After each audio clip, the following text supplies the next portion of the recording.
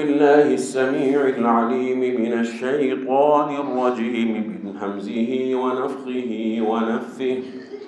بسم الله الرحمن الرحيم.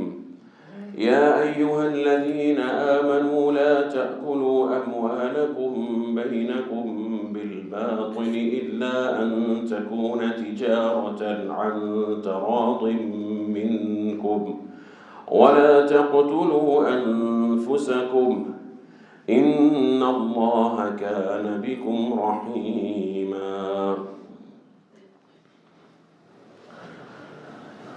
اللہ احکم الحاکمین مالک الملک ذو الجلال والاکرام انسان کے لیے ایسی عظیم ہدایت کاملہ نازل فرما چکے ہیں کہ اس ہدایت کے آ جانے کے بعد انسان کو اپنی دنیا و آخرت کی کامیابی اور سعادت کے لیے کسی اور طرف دیکھنے کی ضرورت ہی نہیں ہے۔ یہ ایسی عظیم کتاب مبارک ہے جس کے بارے میں اللہ نے قرآن میں کریم میں خود فرمایا کہ تبیانا لکل شیء، تبیانا لکل شیء، اس میں ہر شے کا بیان ہے، تفصیل کے ساتھ ہر چیز کا حکم اور ہر اس شے کی حقیقت کے بارے میں انسان کو بتا دیا گیا ہے جو دنیا و آخرت میں انسان کی عزت کے لیے، سعادت کے لیے، فلاح کے لیے ضروری ہے۔ لیکن چونکہ انسان کمزور ہے اور اس کا ایک دشمن ایسا ہے جو برابر اس کے پیچھے لگا ہوا ہے کہ کسی طرح سے اس کو اپنے رب کے راستے سے ہٹا کر گمراہی کے راستے پر ڈال دیا جائے، کبھی وہ وساوس کے ذریعے اور کبھی اپنے دنیاوی دوستوں کے ذریعے اللہ کے دین کے راستے پر چلنے والے انسان کو بہکاتا رہتا ہے۔ اللہ نے قرآن کریم میں فرمایا وَكَذَلِكَ جَعَلْنَا لِكُلِّ نَبِيٍّ عَدُوًّا شَيَاطِينَ الْإِنسِ وَالْجِنِّ يُوحِي بَعْضُهُمْ إِلَى بَعْضٍ زُخْرُفَ الْقَوْلِ غُرُورًا وَلَوْ شَاءَ رَبُّكَ مَا فَعَلُوهُ فَذَرْهُمْ وَمَا يَفْتَرُونَ۔ فرمایا کہ اللہ سبحانہ و تعالیٰ نے ہر نبی کے لیے ایسے دشمن ضرور مقدر فرمائے ہیں، اس کی تقدیر کے مطابق ضرور پیدا کیے ہیں کہ جو جنات میں سے بھی ہیں اور انسانوں میں سے بھی ہیں، شیاطین میں سے بھی ہیں، شیاطین جنات کے ہیں یا انسانوں کے ہیں، اور وہ ایک دوسرے کو ملمہ سازی کے ساتھ باطل قول وحی کرتے رہتے ہیں، بتاتے رہتے ہیں، داؤ پیچ سکھاتے رہتے ہیں تاکہ دھوکہ دے سکے، اہل ایمان کو برگلا سکے۔ یہ انسانوں میں سے بھی ہوتے ہیں اور شیاطین جنات میں سے بھی ہوتے ہیں۔ من شر الوسواس الخناس الذي يوسوس في صدور الناس من الجنة والناس، جنوں میں سے بھی ہیں اور انسانوں میں سے بھی ہیں۔ اور یہ ایسی بات نہیں ہے کہ اس کے بارے میں اللہ کے قرآن نے خبردار نہیں کیا، قرآن نے بتایا ہے۔ اسی طرح سے محمد الرسول اللہ صلی اللہ علیہ وسلم نے بھی بتایا ہے اور ان سے بچنے کی راہ بھی بتائی ہے کہ ان کے حملوں سے کیسے بچا جا سکتا ہے۔ انسان کی نفسیات بھی بتائی ہے کہ وہ کمزور ہے، اس کے اندر یہ مادہ ہے کہ وہ اپنی شہوت کے موافق جو شے ہوتی ہے اسے فوراً قبول کر لیتا ہے۔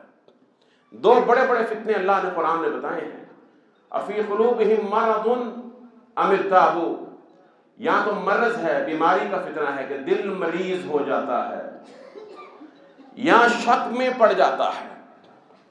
اور دل کا جو مرض ہے یہ جسم کے مرض سے زیادہ خطرناک ہے۔ دل اگر مریض ہو جائے، دل بیمار ہو جائے تو سارا جسم بیمار ہو جاتا ہے۔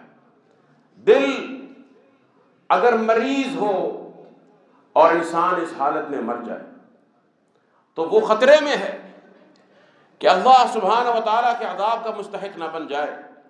لیکن اگر دل اس کا سلامت ہے، دل میں اللہ کی محبت ہے، اس پر ایمان ہے اور اسی طرح سے اللہ کے حدود کی پاسداری کا جذبہ ہے، اخلاص ہے، اس کا جسم اگر کام نہیں کرتا، موت آ بھی گئی تو اللہ کے انبیاء بھی یہ دعا کرتے گئے ہیں اور اللہ نے یہ فرمایا ہے کہ الا من اتى اللہ بقلب سلیم، جو اللہ کے پاس سلامتی والا دل لے کر آ گیا وہ کامیاب ہے۔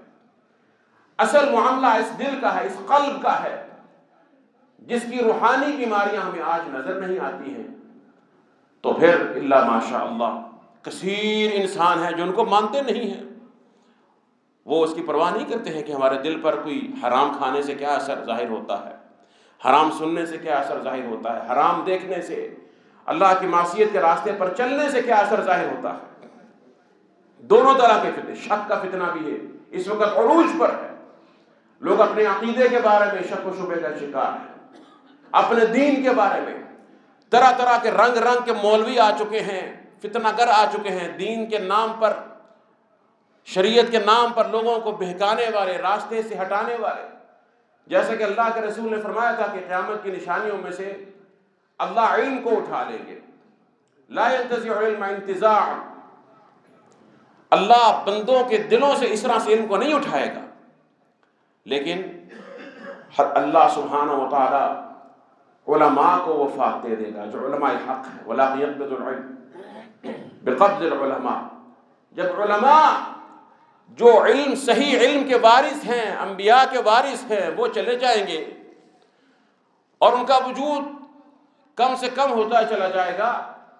اللہ کے رسول نے فرمایا حتی اذا لم یبق عالما اتخذ الناس رؤوسا جہالا، لوگ ایسے ایسے جاہلوں کو اپنا رأس، سر بنائیں گے، پیشوا بنا لیں۔ رؤوس ہے سر اوپر ہوتا ہے انسان کے جسم کی، ان کو دیکھیں گے رہنمائی کے لیے کہ یہ مولانا صاحب، یہ فلاں صاحب، اسکالر صاحب، حکیم صاحب۔ ہمیں کہیں میڈیا پر بیٹھ کر کہیں کسی طریقے سے ہر موقع پر رہنمائی کرنے چلے آتے ہیں۔ وہ یہ نہیں سوچے گا کہ اس کے پاس وہ جو رہنمائی کرنے کا دعویٰ کرتا ہے وہ دنیا کا بندہ ہے یا آخرت کا بندہ ہے، ذرا اس کی زندگی تو دیکھو۔ اور یہ ایسی چیز ہے جو اللہ نے ہر انسان کو سمجھائی ہے، سکھائی ہے، اس کو معلوم ہے۔ یہ جاننا مشکل نہیں ہے کہ کون سا شخص جو ہے وہ اللہ کا بندہ ہے اور کون دنیا کا بندہ ہے، کون دنیا کا، اپنی شہرت کا، اپنی مال کی غرض رکھتا ہے، اس کا لالچ رکھتا ہے، اس کے لیے دین کو استعمال کرتا ہے، دین کو بیچتا ہے، اور کون ہے جو اللہ کے لیے، اللہ سبحانہ و تعالیٰ کی رضا کے لیے دعوت دیتا ہے، لوگوں کو علم سکھاتا ہے۔ فرمایا لوگ ان سے سوال کریں گے، فَسُئِلُوا، ان سے پوچھا جائے گا، فَأَفْتَوْا، فتویٰ دیں گے، فَضَلُّوا وَأَضَلُّوا، وہ خود بھی گمراہ ہوں گے، لوگوں کو بھی گمراہ کریں گے، گمراہی کے راستے پر ڈالیں گے۔ یہ اللہ کے رسول کا فرمان ہے کہ یہ ہوگا۔ اس موقع پر ذمہ داری امت مسلمہ کی اور بھی بن جاتی ہے، خاص طور پر عوام کی، کہ وہ بہت ہی پھونک پھونک کر قدم اٹھائیں، اس سے کہیں زیادہ حساسیت اور احتیاط کے ساتھ، جتنی کہ وہ دنیاوی معاملات میں سوچتے ہیں کہ میرے پیسے کا نقصان نہ ہو جائے، میرے بچے کا نقصان نہ ہو جائے، میری صحت کا نقصان نہ ہو جائے۔ دین کے معاملے میں کہ اس پر نجات کا دار و مدار ہے، دنیا کا نقصان ہو بھی گیا تو وہ دنیا ہے، اگر آخرت کا نقصان ہو گیا اس کا ازالہ نہیں کیا جا سکے گا۔ یہ ان کی ذمہ داری بنتی ہے یا نہیں بنتی؟ انہی فتنوں میں اللہ کے رسول نے بہت بڑا فتنہ اس کے بارے میں خبردار فرمایا کہ لوگ حرام و حلال کی تمیز کرنا چھوڑ دیں گے۔ الحلال بین والحرام بین، حلال بھی واضح ہے اللہ کے حکم سے، حرام بھی بالکل واضح ہے، اللہ نے واضح رکھا ہے۔ ہاں ہیں شکوک و شبہات پیدا کرنے والے، سود کو حلال کرنے والے، جوئے کو حلال کرنے والے، مختلف ناموں سے، یہ بھی اللہ کے رسول کا فرمان ہے کہ لوگ نام تبدیل کر لیں گے۔ شراب کو حلال کرنے والے، جیسے کہ میں نے عرض کیا کہ شک اور شہوت دو بڑے بڑے فتنے ہیں۔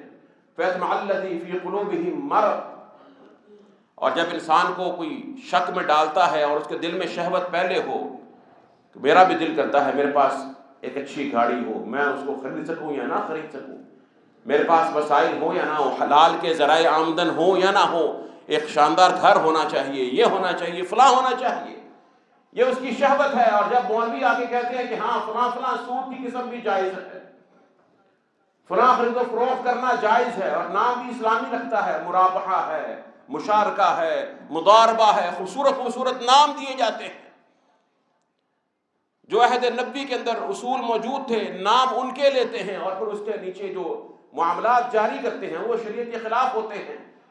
تو یہ مسلمان جس کے دل میں مرض ہے، فوراً لپکتا ہے کہ چلو جی اب تو غلام مولانا صاحب نے بھی جواز دے دیا ہے، اب تو کھل کے کرو جو کرنا ہے۔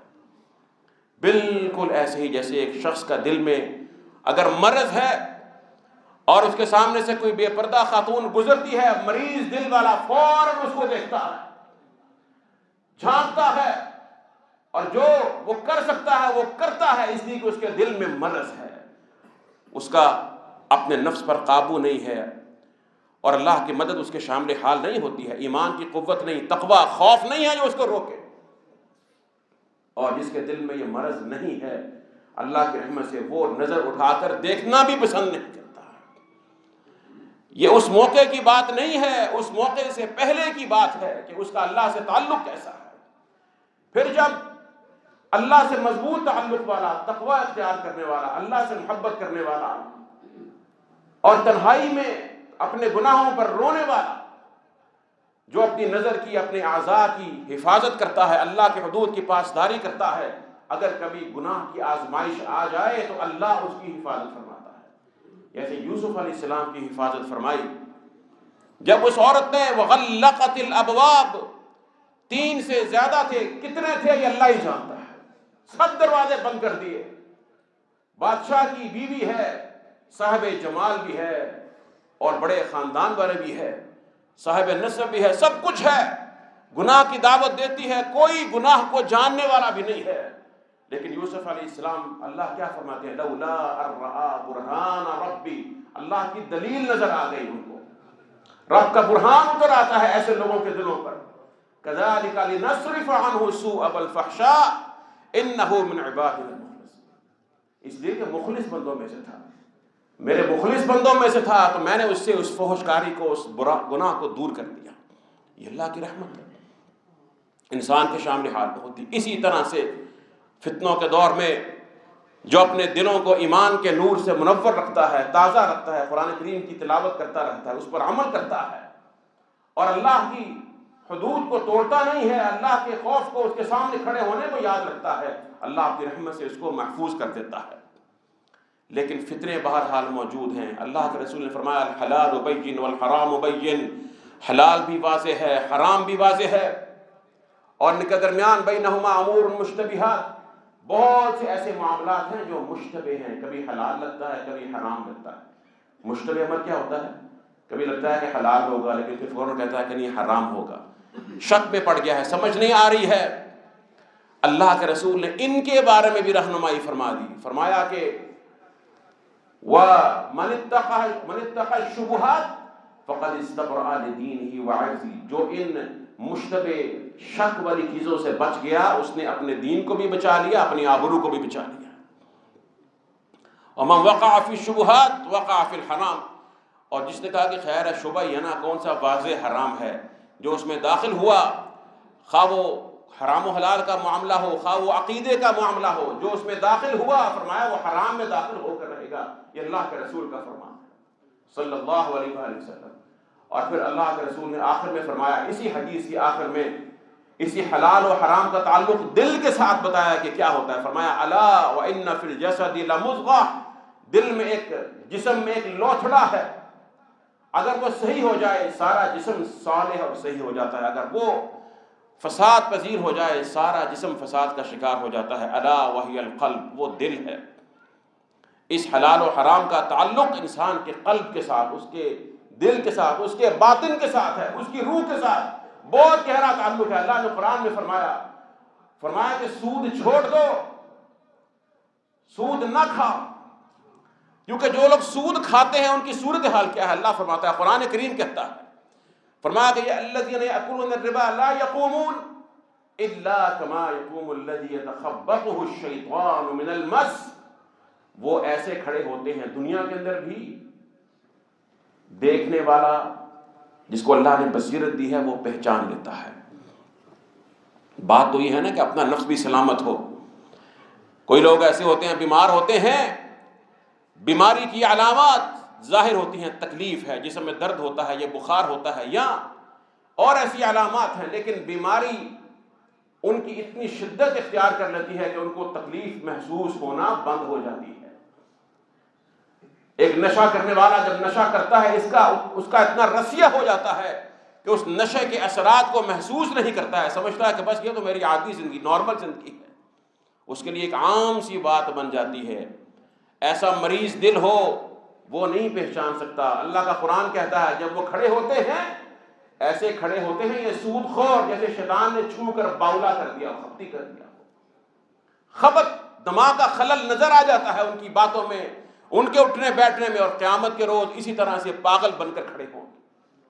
اللہ کے رسول نے فرمایا کہ مجھے ان کا عذاب دکھایا گیا سود خوروں کا، میں نے خون کی ایک نہر دیکھی، اس میں ایک شخص جو ہے وہ ڈوبتا ہے، پھر سر نکالتا ہے اور بڑی مشکل سے کنارے پر آنا چاہتا ہے، اور ایک شخص کنارے پر کھڑا ہوا اس کے سر پر پتھر مارتا ہے، دوبارہ خون کی نہر میں غوطے کھانے لگتا ہے۔ میں نے پوچھا کہ جبریل یہ کون ہے؟ مجھے بتایا گیا کہ یہ سود خور ہے، سود کھانے والا ہے۔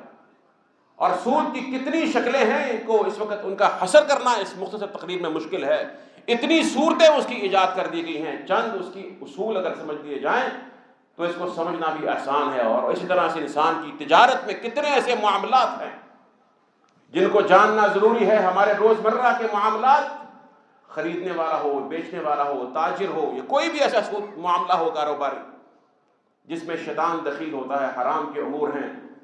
اللہ کے رسول نے اس سود کے معاملے میں فرمایا کہ 4 طرح کے لوگ برابر ہیں، ہم سوا، بالکل برابر ہیں، گناہ میں بالکل برابر ہیں۔ اور سود خوری ہے کیا؟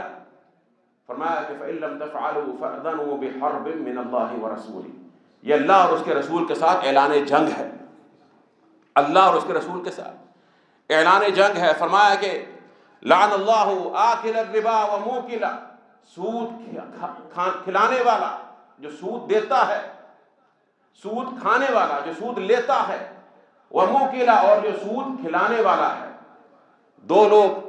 اور فرمایا وشاہدی، اور دونوں طرف کے جو گواہ ہوتے ہیں، دونوں طرف کے جو گواہ بنتے ہیں، ہاں جی میں اس معاملے میں گواہ ہوں۔ ایک تو وہ ہے کہ جو سود کو دیکھتا ہے کہ فلاں کا سودی معاملہ کر رہا ہے، مجھے اس سے بچنا ہے، یا اس نے اس پر کوئی اس کے بارے میں فتویٰ لینا ہے یا کوئی بات پوچھنی ہے تو وہ خبردار کرتا ہے، کسی عالم دین کو بتاتا ہے یا کسی قانون کو، وہ ایک الگ چیز ہے۔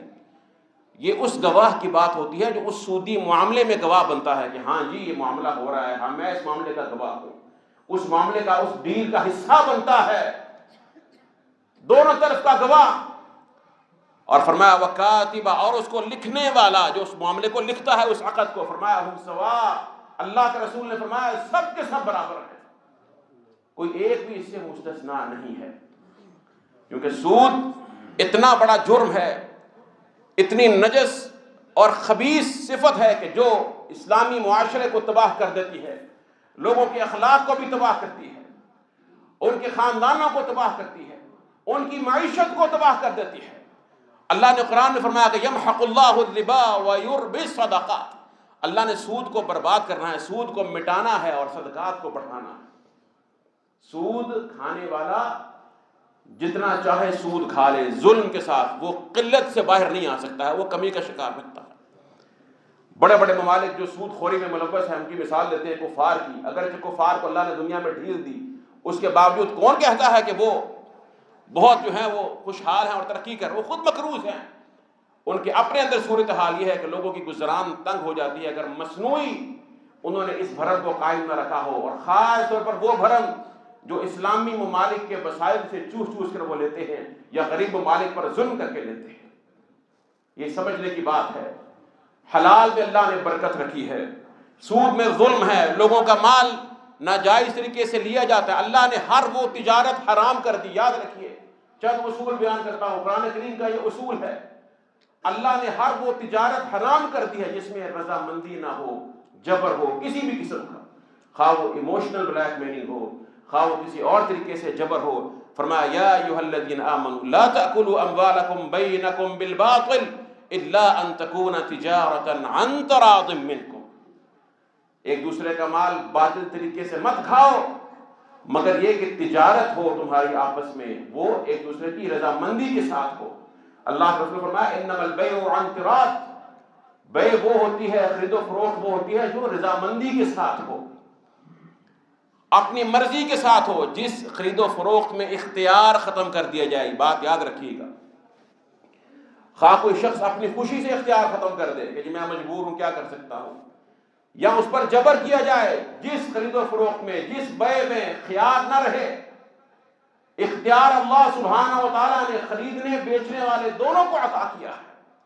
اللہ کے رسول نے فرمایا البیعان بالخیار ما لم یتفرقا، بیچنے والا خریدنے والا جب تک جدا نہیں ہوتے اس خرید و فروخت کی مجلس سے، اس عقد کی مجلس سے، ان دونوں کو اختیار ہے، خواہ خریدنے والا چاہے کہ میں نہیں اس کو معاملے کو جاری کرنا چاہتا، میں منسوخ کرتا ہوں، میں نہیں خریدتا، خواہ بیچنے والا کہہ دے کہ میں نہیں بیچنا چاہتا، جب تک اس مجلس میں موجود ہے اللہ کے رسول نے فرمایا دونوں کو اختیار حاصل ہے، دونوں کو اختیار حاصل۔ یہ اختیار بہت بڑی شرط ہے۔ اسلام نے، اللہ رب العزت نے انسانوں کو آزاد پیدا کیا ہے، یہ کسی کے غلام نہیں ہے، نہ ان کو کسی اسلحے کے زور پر غلامی کے ذریعے اور نہ ان کو پیسے کے زور پر غلام بنایا جا سکتا ہے۔ اللہ نے ان کو، ان کی ماں نے ان کو آزاد پیدا کیا۔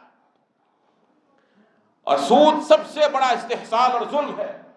اللہ کے رسول نے فرمایا کہ خرید و فروخت میں اگر خیار نہیں ہے وہ خرید و فروخت نہیں۔ پھر فرمایا فَإِن صَدَقَا وَبَيَّنَا بُورِكَ لَهُمَا فِي بَيْعِهِمَا، اگر دونوں سچ بولتے ہیں، خریدنے والا بھی سچ بتاتا ہے، بیچنے والا بھی سچ بتاتا ہے، اس لیے کہ دونوں میں سے ہو سکتا ہے کسی شخص کے پاس اتنا علم نہ ہو، بیچنے والا بیچارہ مجبور ہو، کوئی اتنا سمجھدار انسان نہیں ہے، پیمانوں کو نہیں جانتا، کوئی زمین بیچنا چاہتا ہے، خریدنے والا زیادہ ہوشیار ہے کہ تیری زمین کی تو یہ قیمت نہیں ہے، تجھے تو یہ زمین کا جو ایریا ہے وہی تجھے رقبہ معلوم کرنا نہیں آتا ہے، یہ فلاں ہے فلاں، دھوکہ دے سکتا ہے نا، اس کو دے سکتا ہے، دھوکہ دیا جاتا ہے کوئی چیز خریدنے میں۔ فرمایا اگر ان دونوں میں سے یہ دونوں اگر سچ بولتے ہیں اور بیان کر دیتے ہیں، وَبَيَّنَا، سبحان اللہ، اللہ کے رسول کے ایک لفظ میں کتنی حکمت ہے، بیان کرتے ہیں کہ میں چاہتا کیا ہوں، واضح کرتے ہیں۔ بیچنے والا اپنی چیز کا اگر کوئی نقص ہے اس کو بیان کر دیتا ہے۔ اللہ کے رسول نے فرمایا کہ لا يحل لمسلم باع من اخیہ بیعا فیہ عیب الا وبینہ لہ، کسی مسلمان کے لیے جائز نہیں ہے، حلال نہیں ہے، یہ اللہ کے رسول کا فرمان ہے، اگر کھائے گا تو اس فرمان کی خلاف ورزی کر کے حرام کھائے گا۔ فرمایا کسی مسلمان کے لیے جائز نہیں ہے کہ اپنے کسی بھائی کو کوئی چیز بیچتا ہے جس میں عیب ہے اس کو اسی حالت میں بیچ دے، مگر یہ کہ اس کو بیان کرے، اس کو بتا دے کہ بھئی اس میں یہ عیب ہے، اس میں فلاں نقص ہے۔ اور یہاں پر کیا ہوتا ہے، یہاں تو غش ہے، یہاں تو دھوکہ دہی ہے۔ ہر شخص جس کو جہاں موقع ملتا ہے کہتے ہیں جی یہ بڑا مسئلہ ہے، ملک میں بڑی پریشانی ہے، ہماری معاشی تنگ دستی ختم نہیں ہوتی، پھر کوستے ہیں حکمرانوں کو اور ان سے اوپر والوں کو کوستے ہیں، اپنے گریبان میں نہیں جھانکتے ہیں کہ جہاں پر 2 روپے کی چیز بیچنے والا جہاں اس کو موقع ملتا ہے وہ خیانت کرتا ہے۔ آئیے میں آپ کو بتاتا ہوں کہ بادشاہ ظالم اور سفاک کب بنتا ہے، حکومتیں عوام پر ظلم کب کرتی ہیں، اللہ کے رسول کا فرمان سن لیجئے۔ اللہ نے قرآن میں فرمایا وَيْلٌ لِّلْمُطَفِّفِينَ، ناپ تول میں کمی کرنے والوں کے لیے بربادی ہے، ہلاکت ہے۔ الَّذِينَ إِذَا اكْتَالُوا عَلَى النَّاسِ يَسْتَوْفُونَ، جب لوگوں سے لیتے ہیں تو پورا ماپ کر کے لیتے ہیں کہ میرا حصہ مجھے پورا ملے۔ وَإِذَا كَالُوهُمْ أَوْ وَزَنُوهُمْ يُخْسِرُونَ، اور جب ان کو دیتے ہیں وزن کر کے یا ماپ تو اس میں پھر خسارہ کرتے ہیں، کمی کرتے ہیں۔ أَلَا يَظُنُّ أُولَٰئِكَ أَنَّهُمْ مَبْعُوثُونَ لِيَوْمٍ عَظِيمٍ، کیا ان کو یہ ڈر نہیں ہے کہ انہوں نے ایک بہت بڑے دن ان کو اٹھایا جائے گا، کھڑا کیا جائے گا؟ یوم یقوم الناس لرب العالمین، جب اللہ کے سامنے لوگوں نے کھڑا ہونا ہے، رب العالمین کے سامنے کھڑا ہونا ہے، جو ایک ایک بات ظاہر و باطن کی جانتا ہے، انہیں خوف نہیں ہے۔ ایک قوم پر، شعیب علیہ السلام کی قوم پر شرک کے بعد اسی وجہ سے عذاب آیا کہ وہ ناپ تول میں کمی کرتے تھے، ان کے پیمانوں میں گڑبڑ تھی، جھوٹ بولتے تھے، ملاوٹ کرتے تھے، خسارہ کرتے تھے، خیانت کرتے تھے کاروبار میں۔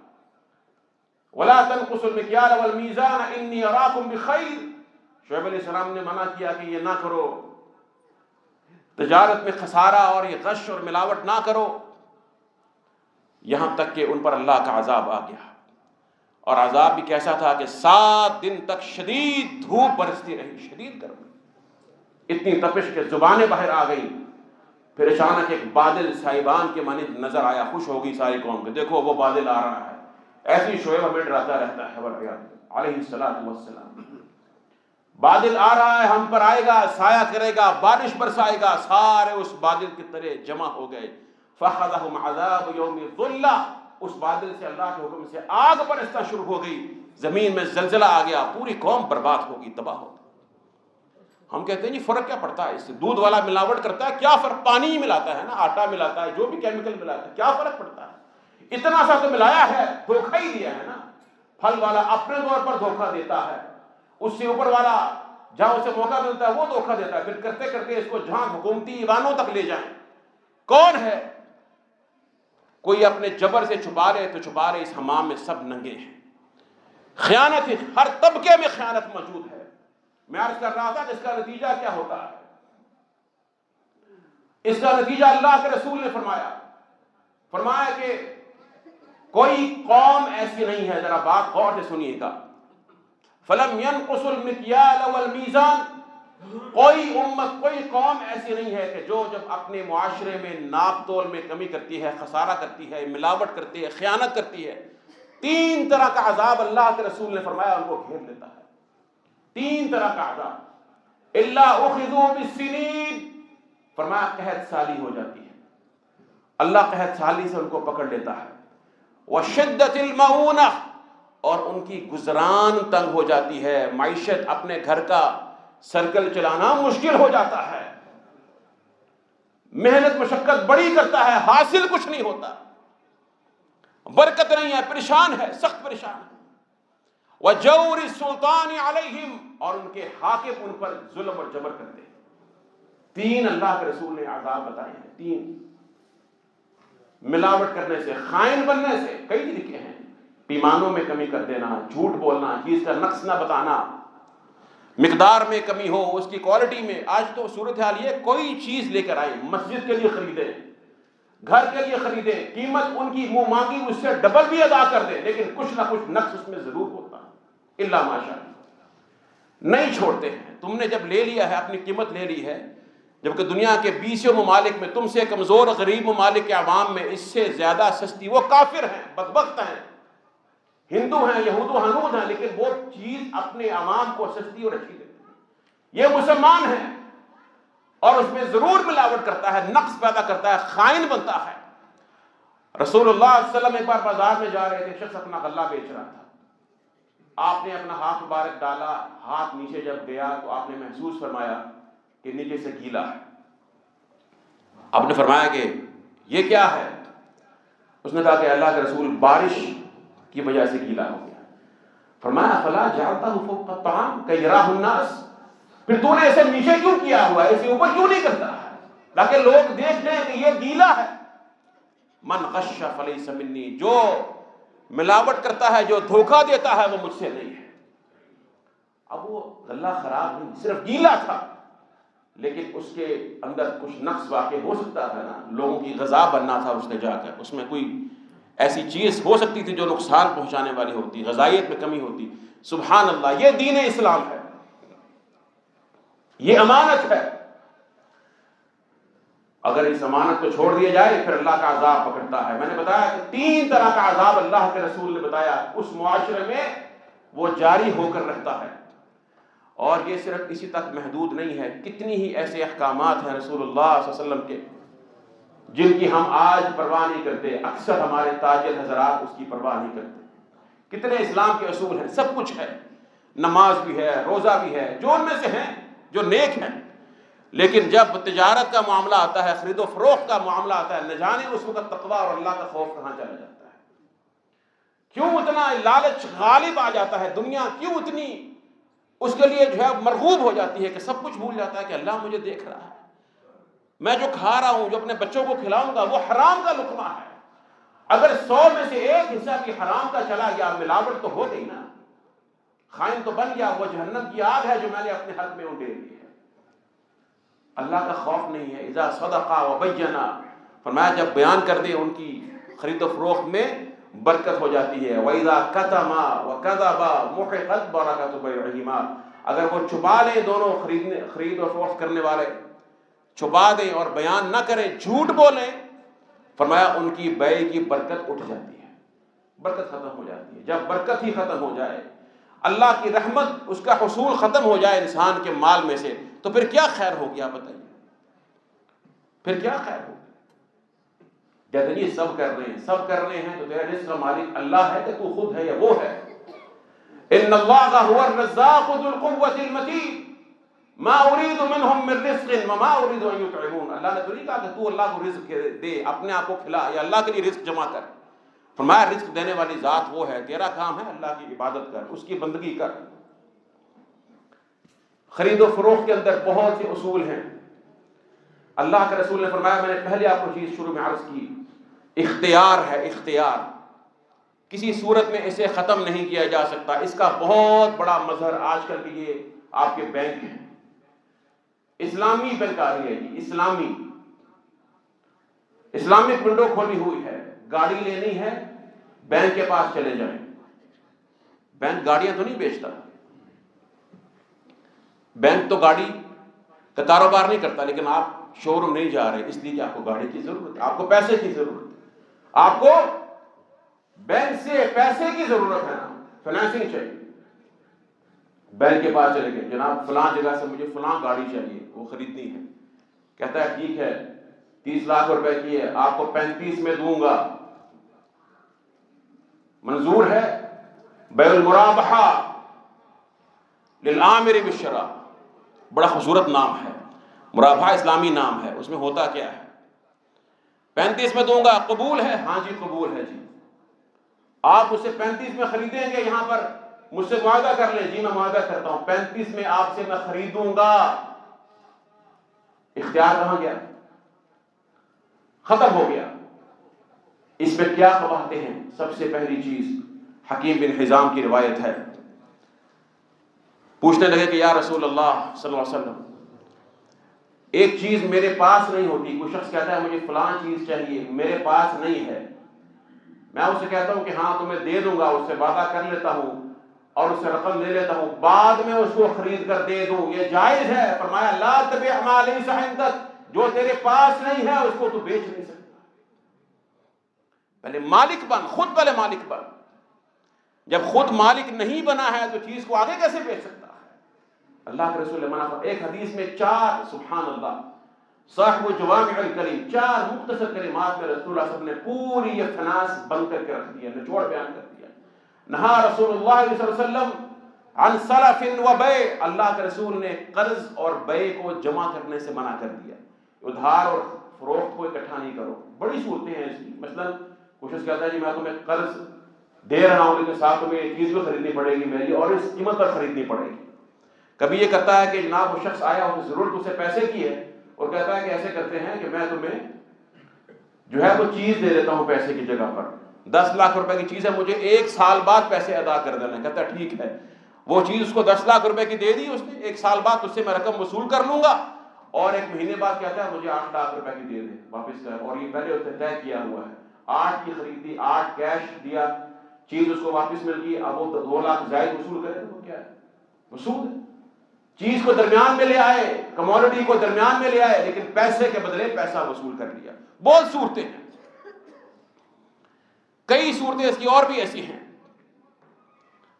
اللہ کے رسول نے فرمایا ولا وشرطین فی بیع، ایک تجارت میں، ایک خرید و فروخت میں 2 شرطیں لگانا، اور فرمایا کہ وبیع ما لیس عندک، اور وہ شے بیچنا جو تیرے پاس نہیں ہے، وربح ما لم یضمن، اور اس شے پہ منافع کمانا تو جس کا ضامن نہیں بنا ہے، تو جس کا ضامن نہیں بنا۔ یہ بڑی اہم بات ہے۔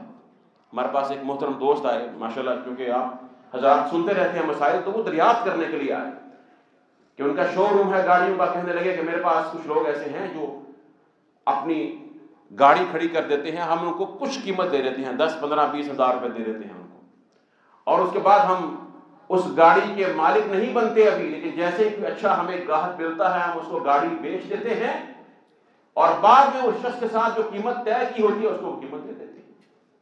میں نے کہا یہ جائز نہیں ہے۔ اللہ کے رسول نے فرمایا کہ ولا ربح ما لم یضمن، جب تک تو اس چیز کا ضامن نہ بن جائے، اس کے نفع نقصان کا پوری طرح ضامن نہ بن جائے۔ مثال کے طور پر گاڑی تیرے شو روم میں کھڑی ہے، اللہ نہ کرے گاڑی کو نقصان پہنچ جاتا ہے، آگ لگ جاتی ہے، کوئی مسئلہ ہو جاتا ہے، کون ذمہ دار ہے؟ بتائیے کون ضامن بنے گا؟ اس جس کی گاڑی تھی وہ، یا جو بیچنے والا ہے، یہ شو روم کا مالک، یہ کون بنے گا ضامن؟ کہے گا تو ذمہ دار ہے، میں نے تو تیرے سے ابھی خریدی نہیں ہے۔ کہے گا نہیں، تیرے پاس کھڑی تھی، تو نے مجھے کچھ قیمت تو دے دی تھی نا، اس لیے تو ذمہ دار ہے۔ اختلاف ہوا، فساد ہوا، اللہ کے رسول نے منع فرما دیا۔ آپ نے فرمایا کہ من ابتاع طعاما فلا یبیع حتی یستوفی، جو شخص کوئی کھانے پینے کی چیز خریدتا ہے پھر اس کو بیچنا چاہتا ہے، جب تک اس کا قبضہ حاصل نہ کر لے، اپنی جگہ پر منتقل نہ کر لے اور اس کی ضمانت میں نہ آ جائے وہ چیز، اس وقت تک اس کو آگے فروخت نہ کرے۔ اور ابن عباس کہتے ہیں احسب کل شیء مثلا، میں ہر شے کو اسی کی مثل سمجھتا ہوں، صرف کھانے پینے کی بات نہیں ہے، تمام اشیاء جو منقولہ ہیں، جو نقل ہو سکتی ہیں اور جو نقل نہیں ہو سکتی، مثلا پراپرٹی کی بات ہے، مکان ہے، جائیداد ہے، زمین ہے، جو نقل نہیں ہو سکتی، جو اٹھا کر نہیں لے جائی جا سکتی، اس کا قبضہ یہ ہے کہ اس کے کاغذات مکمل اس کے نام پر ٹرانسفر ہو جائیں، یہ اس کا مالک بن جائے، اس جگہ کو خالی کروا لے، اس کی ضمانت میں آ جائے، پھر بیچے۔ اور یہ مسائل عام طور پر دیکھنے میں آتے ہیں۔ شخص نے مجھ سے یہی سوال کیا، ایک سوسائٹی کا نام لیا، بڑی سوسائٹی، اس نے کہا جی آپ ہمیں بس ٹوکن دیں، بیانہ دیں جگہ کا، اس کے بعد آپ بس اس کو بیچیں، پوری قسطیں نہ بھی ادا کریں، آپ اس کو بیچیں اور جو منافع ہوگا وہ آپ کا ہوگا۔ لوگوں نے ٹوکن دیے، دھڑا دھڑ اس کو خرید لیا۔ یہ بھی ایک بڑا ہے، اور بھی اس میں کئی مسائل ہیں، اس پر بات کبھی کریں گے انشاءاللہ، بشرط زندگی سے ہے۔ آگے سودا کر لیا کہ جب پیسے ملیں گے ہم ان کو پیسے ادا کریں گے، ہمارا منافع ہوگا۔ اچانک حالات تبدیل ہوئے، پراپرٹی کی قیمتیں بڑھ گئیں، سوسائٹی نے ان کو آگے وہ دینے سے انکار کر دیا، ہم تمہیں صافہ قیمت پر نہیں دیں گے۔ اختلاف ہو گیا۔ لا ربح ما لم یضمن، منافع کمانے کی کوشش کرتا ہے تو اس کا ضامن نہیں ہے، تو اس کا مالک نہیں بنا ہے، تیرے قبضے میں نہیں ہے، تیرے کنٹرول میں نہیں ہے۔ سبحان اللہ، کتنی شاندار یہ حکمت اور وصیت کی باتیں ہیں جو اللہ کے رسول نے فرمائی۔ یہ حرام کی صورتیں ہیں سب۔ کہتا ہے میں تجھے، بینک کہتا ہے میں گاڑی خرید کر دوں گا، اتنی قیمت پر تو مجھ سے لے گا، 2 سال بعد چل ادا کر دیں۔ قسطوں میں وہ قیمت بڑھا کر جو زائد رقم مانگتا ہے، 2 معاملے ہیں، ایک اس کا اختیار ختم کر دیا، اب وہ اسی بینک سے خریدنے پر مجبور ہے۔ 30 لاکھ کی گاڑی 35 لاکھ میں خریدے گا، اور وہ سودے کو خریدنے سے پہلے بینک اس کا مالک نہیں بنا، ولا بیع ما لیس عندک، بینک کے پاس وہ گاڑی نہیں ہے، خریدنے سے پہلے اس نے بیچ دی نا، معاہدہ کر لیا، اس کو پابند کر، اختیار بھی ختم کر دیا۔ وہ بینک سے کیوں لے رہا ہے؟ اس لیے کہ بینک اس کو فائنانس دے رہا ہے، 35 کی قسط دے رہا ہے کہ بینک کے پاس وہ پیسہ لینے کے لیے گیا ہے۔ وہ گاڑی تو بینک نہیں بیچتا، نہ بناتا ہے، نہ گاڑی کا کاروبار کرتا ہے، اس کو زائد پر اس نے دیا۔ اور بہت سی اس میں اور صورتیں ایسی ہیں، رسول اللہ صلی اللہ علیہ وسلم نے ان کو منع کرا دے دیا ہے۔ عام معاملات میں اسی طرح سے، پھر سود کی اور بہت سی صورتیں ہیں، میں آپ کو عرض کر رہا ہوں کہ جہاں پر یہ معاملات ہوتے ہیں۔ مثلا سوسائٹیز کے اندر یہ ہوتا ہے کہ ابھی زمین ایکوائر نہیں کی، زمین خریدی نہیں ہے، یا زمین کی ابھی انہوں نے ڈیمارکیشن نہیں کی ہے، اس کے پلاٹ واضح نہیں کیے ہیں، اور فائلیں بیچ رہے ہیں۔ ہوتا ہے یہ فائل ہے، جتنے کی بیچتے ہیں، لوگ دھڑا دھڑ خریدتے ہیں، اور ایک مارکیٹ میں ایک شور بپا ہو جاتا ہے۔ تناجش اللہ کے رسول نے منع فرمایا ہے، یہ بھی حرمت ہے۔ بھائی مناجشہ وہ یہ ہے کہ میرے پاس یہ چیز ہے، میں اسے بیچتا ہوں، اپنے کچھ لوگوں سے کہتا ہوں کہ جی آپ بڑھ چڑھ کر بولی لگائیں۔ بولی لگانا جائز ہے، لیکن وہ دھوکے سے بندے اپنے کھڑے کرتا ہے کہ میں 10 سے شروع کروں گا، تو بڑھ کر 100 لگائیں، تو 200 لگائیں۔ جب ان کو لوگ دیکھتے ہیں تو کہتے ہیں جی بڑی ڈیمانڈ میں ہے یہ چیز، تو بولی بڑھ چڑھ کر لگاتے ہیں، فرمایا یہ حرام ہے۔ اسی طرح سے قیمت کی ہائپ کریٹ کی جاتی ہے کہ جناب اتنے مہنگے مہنگے پلاٹ، اتنی زبردست سوسائٹی، جب وہ خوب پیسہ اکٹھا ہو جاتا ہے پھر اچانک کیا ہوتا ہے، اس کی قیمت نیچے آ جاتی ہے کیونکہ وہ چیز پیچھے موجود نہیں ہے۔ ایک تو چیز متعین نہیں ہے کہ پلاٹ ملنا کہاں پر ہے، زمین کہاں پر ہے، اس کی لوکیشن کیا ہے، کیونکہ لوکیشن کے ساتھ قیمت متعین ہوتی ہے کہ یہ پارک کے سامنے ہے، کہ یہ کارنر کا ہے، یہ کہاں پر ہے، کچھ نہیں دیکھا، کچھ اس نے جانا نہیں ہے، اس کو بغیر اس تفصیل کے اس نے خرید لیا، اس لیے کہ اس کا وہاں رہنے کا مقصد نہیں ہے، اس نے اس کو آگے بیچ کر پیسے پر پیسہ بنانا ہے۔ فائل پر فائل بکتی ہے، اصل چیز کو نہ کسی نے دیکھا ہے، نہ اس کو جانا ہے، نہ ضرورت محسوس کی ہے، نہ اس کا مالک اور ضامن ہی بنا ہے۔ یہ غرر ہے، یہ دھوکہ ہے۔ اللہ کے رسول نے اس طرح کی تمام خرید و فروخت کو حرام قرار دیا ہے۔ یہ میں نے چند بطور مثال صورتیں آپ کے سامنے رکھی ہیں، اپنے معاشرے میں دیکھ لیجئے کتنے فیصد ہماری تجارت ان پر مشتمل ہے۔ اسلامی نام دینے سے کچھ نہیں ہوتا ہے، اس سے مزید اللہ کا عذاب آتا ہے جب صورتوں کو اسلام کا نام دے کر جو ہے وہ تبدیل کر دیا جائے۔ اور بہت سے اصول ہیں، اللہ کے رسول نے فرمایا کہ یہ خرید و فروخت جو ہے وہ سمح پر، رواداری پر، نرمی پر مبنی ہے۔ رحم اللہ رجلا سمحا اذا باع واشترى واقتضى، اللہ رحم فرمائے، اللہ کے رسول کی دعا ہے رحمت کی اس شخص کے لیے کہ جب وہ بیچتا ہے، جب وہ تقاضا کرتا ہے یا خریدتا ہے تو نرمی اختیار کرے۔ وہ جی ہم واپس نہیں کرتے، جی لے لیا بعد میں کوئی نقص آیا تو آپ ذمہ دار ہیں، یہ اسلام کی روح کے منافی ہے۔ اللہ کے رسول نے فرمایا کہ جو شخص من اقال مسلما بیعتہ اقالہ اللہ عثرتہ یوم القیامہ، جو کسی مسلمان بھائی کو خرید و فروخت میں چیز بیچنے میں نرمی کرتا ہے، اگر اس کے پاس رقم نہیں ہے واپس کرنے آتا ہے اسے واپس لے لیتا ہے یا اور کوئی سہولت دیتا ہے، نرمی کرتا ہے، اللہ قیامت کے روز اس کے گناہوں کو معاف کرے گا، قیامت کے روز اس کے ساتھ نرمی کرے گا۔ خاص طور پر خرید و فروخت کا ذکر فرمایا اللہ کے رسول نے۔ سلف تو ہم تلاش کیا کرتے تھے ایسے موقع کہ ہمیں ایسا موقع ملے کہ ہم اپنے خریدنے والوں سے نرمی کریں اور موقع ملے کہ ان پر احسان کر سکے تھا کہ اللہ ہمیں قیامت کے روز معاف کر دے۔ سبحان اللہ، یہ اسلام کی روح ہے۔ اسی طرح سے خریدنے والے کو بھی دھوکہ نہیں دینا چاہیے کہ میں لے کر چلا جاؤں بعد میں استعمال کر کے واپس دے دوں۔ بات تو صرف امانت کی ہے، دلوں میں امانت ہو اور یہ احساس ہو ان صدقہ و بینا، اللہ کی رحمت سے پھر برکت ہی برکت ہے۔ یہ کر دیکھیے، شروع ایک شخص کرتا ہے، اللہ اس کے گھر میں برکت دیتا ہے، اس کے خاندان میں اس کی وجہ سے برکت ہوتی ہے۔ اس کا مال جہاں پر جاتا ہے، جس مزدور کو وہ مال دے گا، جس خادم کو مال دے گا، جس بچے کو لقمہ دے گا اس مال سے، اس میں برکت ہوگی اور اس کا احساس ان لوگوں کو بھی ہوگا جن کو اس کا مال جاتا ہے۔ آزما کر دیکھ لیجیے، اور اس سے پورے معاشرے میں برکت ہو جاتی ہے۔ اللہ ہمیں اس کی توفیق عطا فرمائے۔ یہ وہ حل ہے امانت کو اختیار کرنا جو ہمیں اللہ کے عذاب سے نجات دے سکتا ہے۔ وباللہ تعالی توفیق، وآخر دعوانا الحمد للہ رب